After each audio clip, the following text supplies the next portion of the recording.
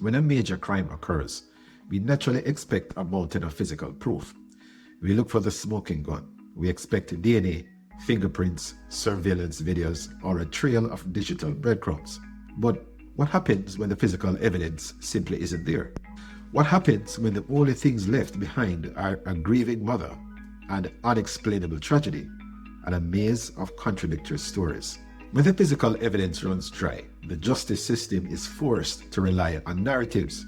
It relies on the stories people tell, the words they use, and the way they describe the events that changed their lives forever. But words can be deceiving, and when a criminal trial comes down to lay interpretations of a mysterious document, the results can be catastrophic. This is a story of The Crown versus Cindy Ali. It's a case that dominated Canadian headlines in 2016. It's a story about a devastating loss, a highly disputed confession, and a mother who was condemned to life in prison based on a fundamental misunderstanding of language itself.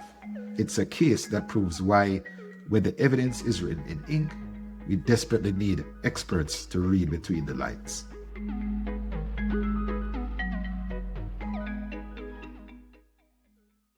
The story begins in a cold winter morning in Scarborough, Ontario. It was February 19th, 2011. Cindy Ali was alone with her 16-year-old daughter, Cynara. Cynara was a vulnerable teenager. She suffered from severe cerebral palsy and epilepsy, and she required round-the-clock intensive care from her family. At 11:37 a.m., panic tore through the quiet neighborhood. Cindy Ali dialed emergency services to report a terrifying home invasion. More horrifyingly, she told the dispatcher that her daughter had stopped breathing.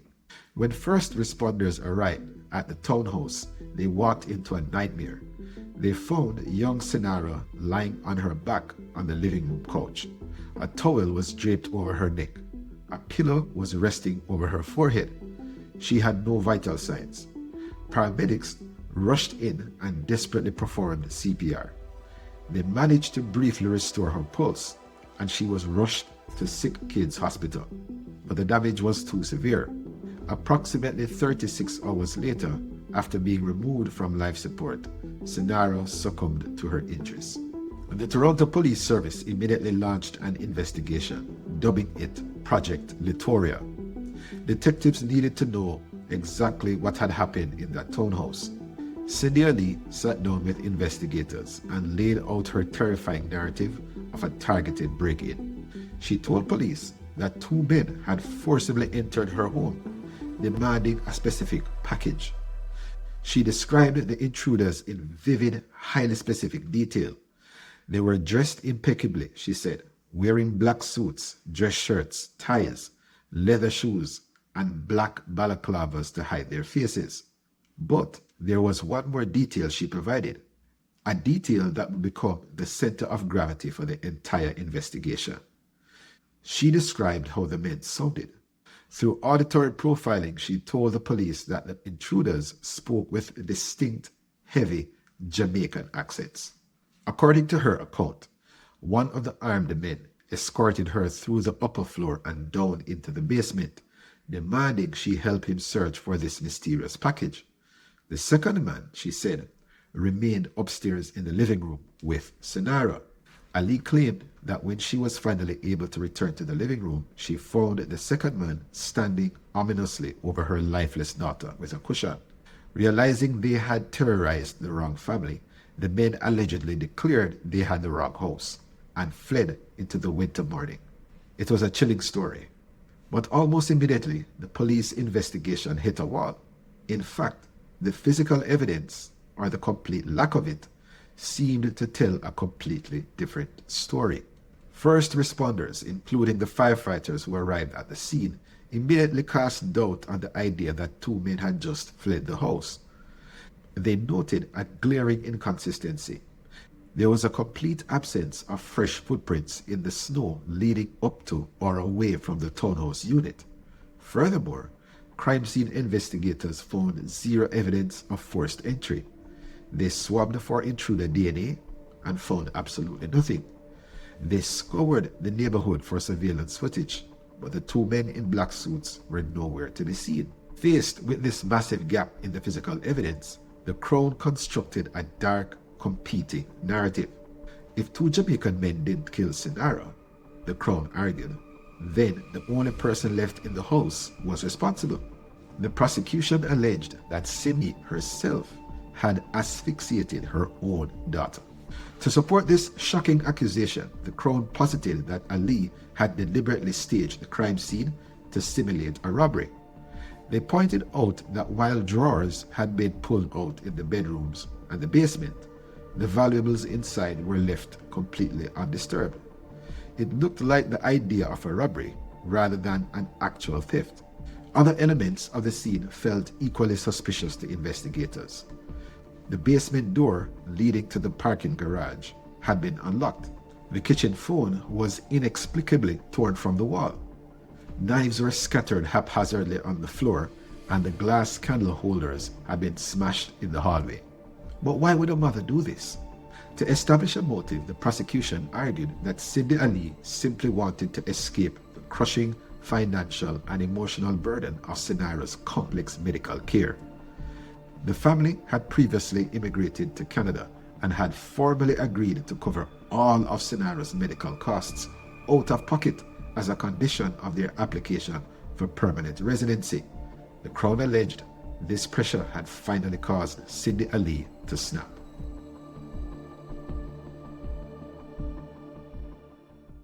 Just as the police were cementing their theory, a massive twist complicated the investigation.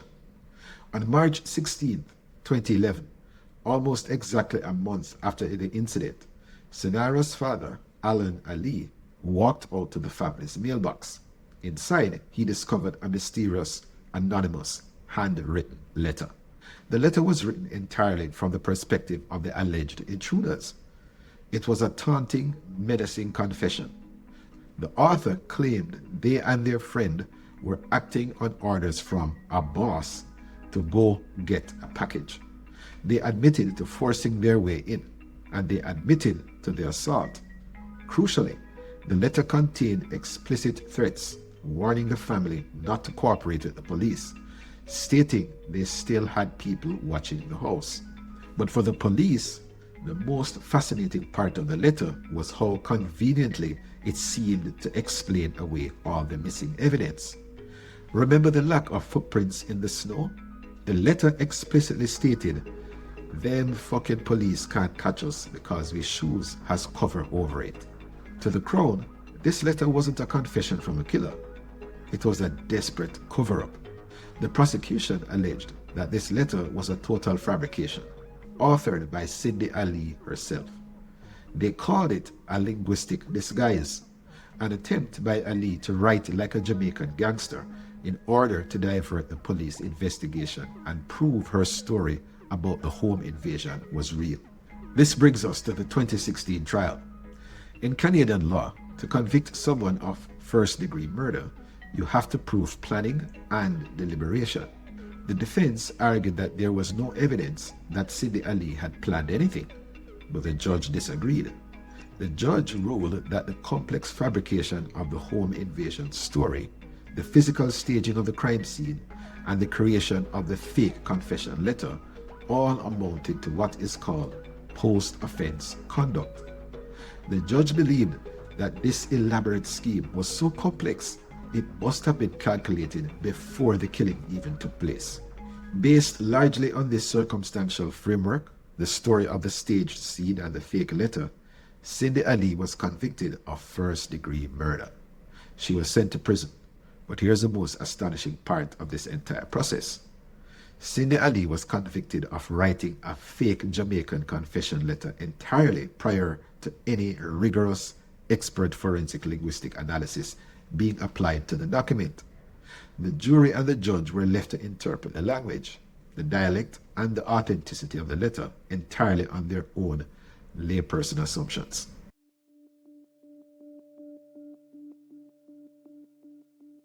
Years went by. The controversial nature of the evidence and the dueling narratives caught the attention of investigative journalists. In October of 2019, a filmmaker named Shireen Barsu was developing a feature documentary for the CBC about Ali's trial and her ongoing appeals. Barsoum had a suspicion that the letter might actually have been written by someone of Caribbean descent. In need of a forensic linguistics expert, she reached out to me to finally put the letter under the microscope. This brings us to the science of forensic authorship methodology. How do you figure out who wrote an anonymous letter? You don't look at the handwriting.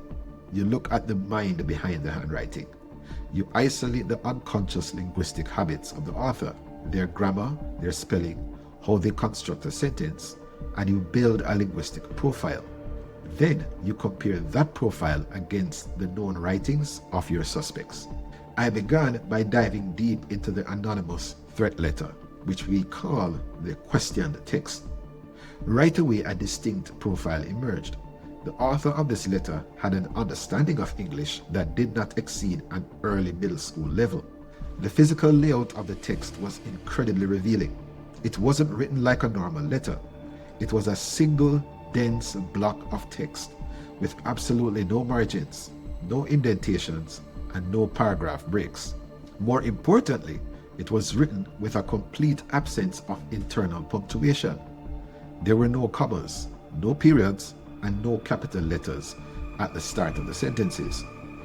The entire page functioned as one massive continuous run-on sentence. It was a pure stream of consciousness. It was as if the author was directly transcribing their spoken thoughts onto the paper without pausing to format them. And despite this rapid, unedited flow, there were absolutely no crossouts or corrections anywhere on the page. Whoever wrote this sat down and wrote it in one single continuous breath. Next, I looked at the errors.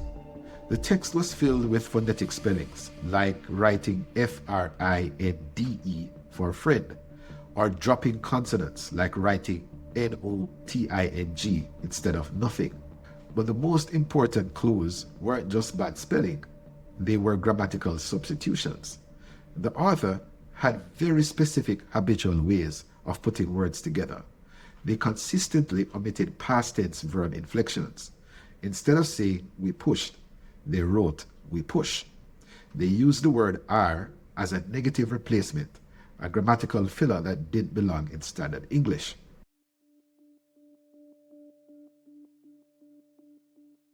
The linguistic profiling hit a breakthrough. The analysis uncovered undeniable evidence of language interference from Caribbean English Creoles. Remember the core of Cindy Ali's story. She told police the intruders had Jamaican accents. Because of this, the Crown assumed the fake letter was supposed to sound Jamaican. But when I mapped the grammar of the letter against the known rules of regional Caribbean dialects, a mismatch was exposed. The letter did not sound Jamaican. In fact, it fundamentally lacked the core grammatical markers that define Jamaican speech. For example, in Jamaican Creole, negation is typically achieved using words like no, nah, or never. The author of the letter didn't use any of those. Instead, they habitually used R as a negator, a phonetic spelling of ain't or a, which is completely uncharacteristic of Jamaican speech.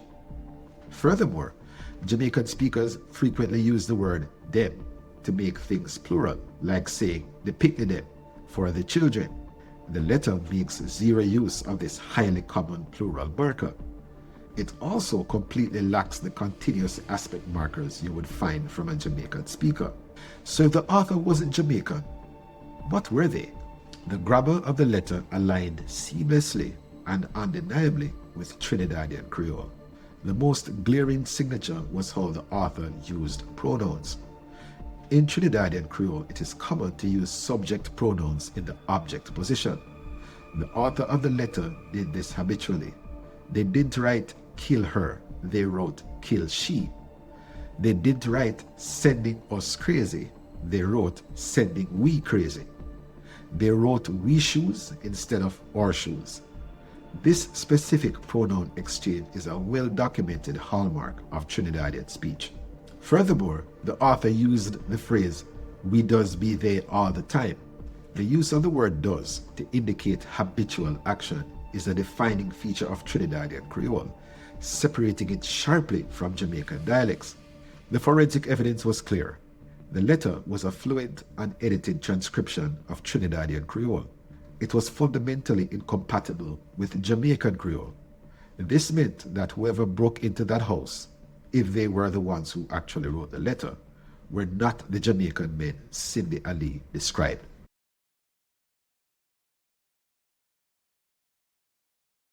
But this raised the ultimate question for the prosecution's theory. Cindy Ali and her family have strong ties to Trinidad. Did she write the letter in her native dialect to throw off the cops, simply forgetting to make it sound Jamaican? I had to compare the threat letter to the known writings of the Ali family. They gathered a baseline corpus, formal typed affidavits, and crucial multi-page handwritten letters written by Cindy Ali, her husband, Cynara's sisters, and her aunt. These documents were written months before the murder, detailing their care for Cynara for a residency application. When I placed the family's actual writing next to the anonymous threat letter, the results were stunning. There was zero alignment. The Ali family wrote with a high baseline proficiency in standard English. Unlike the dense, marginless threat letter, the family used proper spaced lines, clear paragraph breaks, and standard margins. They consistently used standard punctuation, periods, commas, and apostrophes. Grammatically, they were worlds apart. Where the threat letter said kill she, the Ali sisters consistently wrote things like we all cared for her and I treat her equally. They used proper object pronouns. Where the threat letter omitted past tense, saying we push, the Ali family wrote she broke her leg and we took her to the hospital. They properly inflected their verbs. They used none of the distinct Trinidadian dialect markers found in the threat letter.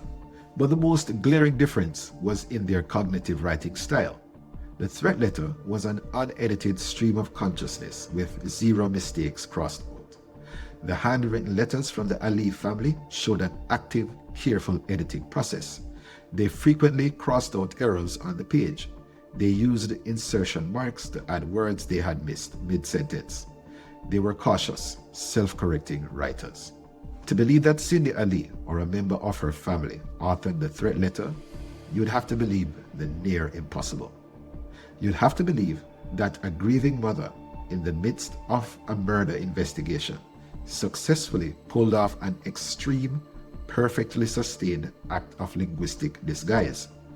She would have had to intentionally downgrade her writing level to a middle school proficiency. She would have had to force herself to strip out every single period and comma.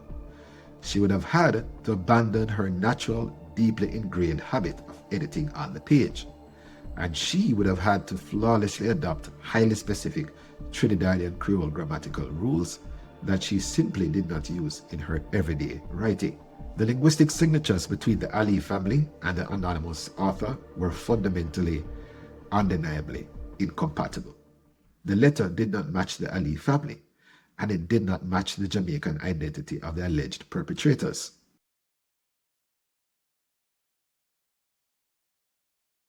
The case of the Crown versus Ali serves as a dark warning about the vulnerabilities of our judicial system.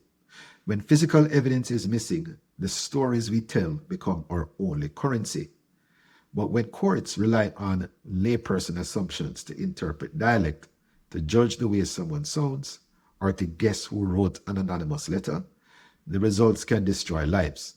The forensic linguistic analysis proved that the narrative presented at trial, the narrative that sent a mother to prison for first-degree murder, was fundamentally flawed. It highlighted the absolute necessity of employing expert linguistic scrutiny in the courtroom, ensuring that the facts of language are treated with the same scientific rigor as a fingerprint or a drop of blood.